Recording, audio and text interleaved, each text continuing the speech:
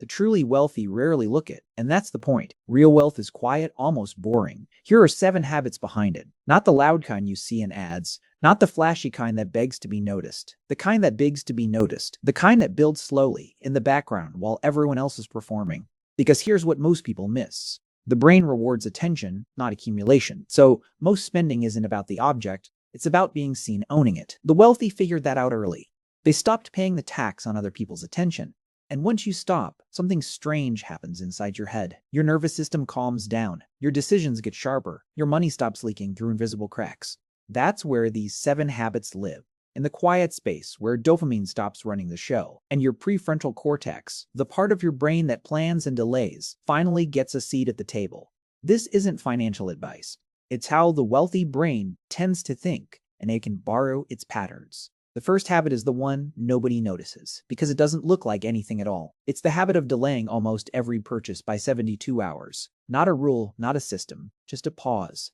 The wealthy brain lives inside that pause, because dopamine spikes hardest at the moment you want something, then quietly fades. Neuroscience consistently finds that dopamine isn't really about pleasure, it's about anticipation. It's the I want chemical, not the I have chemical.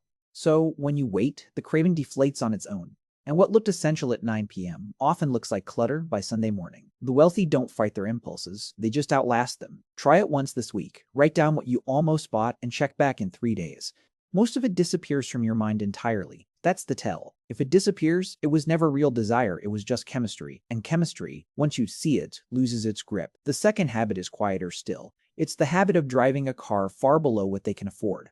Not out of cheapness, out of clarity. Because every visible upgrade creates a new baseline your brain has to defend.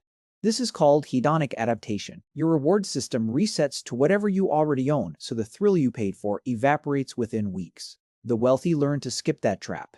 They know the second the new car becomes normal, they'll want a newer one, so they stop the cycle before it starts.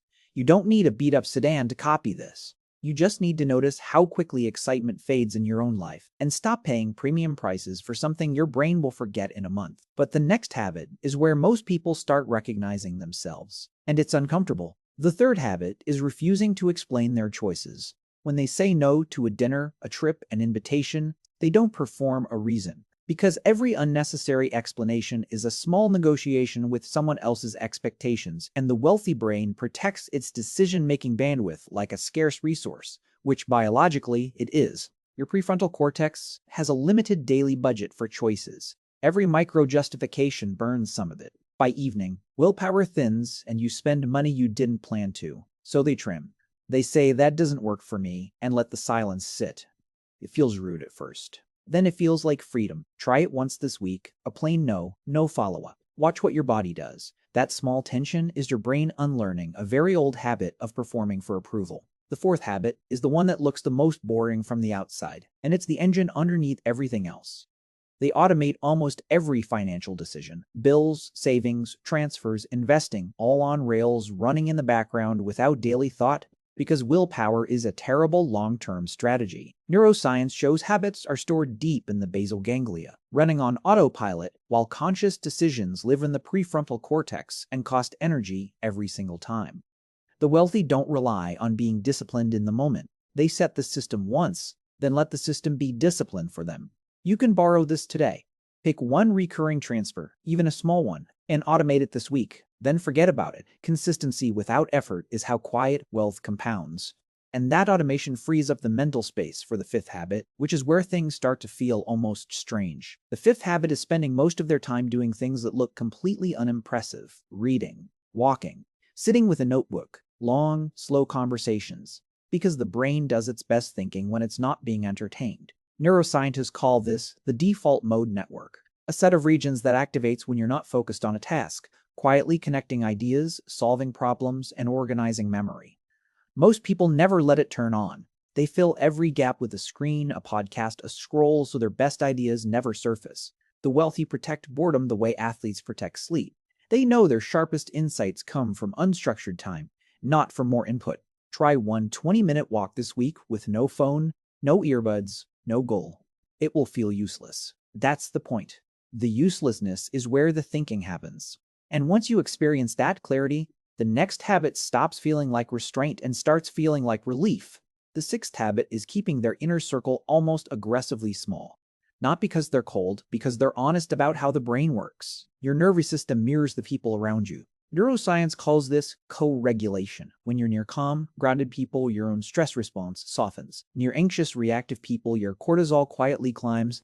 Cortisol is the stress hormone, and chronic exposure to it clouds judgment, weakens impulse control, and drives short-term thinking, the exact opposite of a wealth-building mind. So they curate ruthlessly. Fewer people, longer conversations, deeper trust. Not a bigger network, a better one. You don't need to cut anyone out dramatically. Just notice who leaves you calmer and who leaves you scattered, then quietly reallocate your hours toward the first group, because the last habit only becomes possible once your inner circle stops pulling you off course. The seventh habit is the quietest of all, and the one that ties every other habit together. They think in decades, not weekends. Their default question isn't "what do I want right now?" It's "what will this look like in 10 years?" That single reframe changes which part of the brain is driving. Short-term thinking lights up the limbic system. Fast, emotional, reactive. Long-term thinking recruits the prefrontal cortex. Slow, deliberate, patient. It's a physical shift in where decisions are made inside your skull. And here's what's beautiful about it. You don't need to be right about the future. You just need to keep asking the longer question. The habit itself rewires you, one small choice at a time, through neuroplasticity, the brain's lifelong ability to reshape itself around what you repeatedly do. So when they turn down a purchase, skip an event, keep an old car, or say a plain no, they're not restricting themselves. They're voting for a future version of themselves who has options. That's what quiet wealth actually is. Not a number in an account.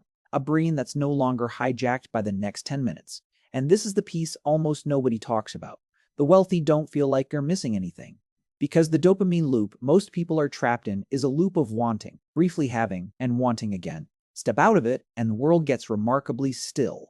That stillness is expensive to fake and impossible to buy. It only comes from these small, unglamorous choices repeating themselves for years. If any of this hit close to home, notice which habit made you a little uncomfortable. That's usually the one we're starting with. Tell me in the comments which of the 7 you're going to try first.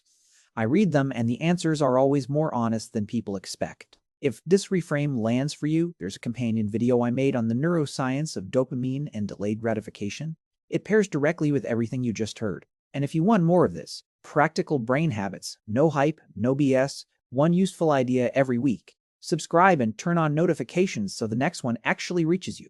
That's the only reason to hit the bell. Real wealth doesn't announce itself. It just quietly builds, one boring, deliberate choice at a time, and then one day you look up and your life is unrecognizably calmer than everyone else's. That's the whole secret. It was never loud.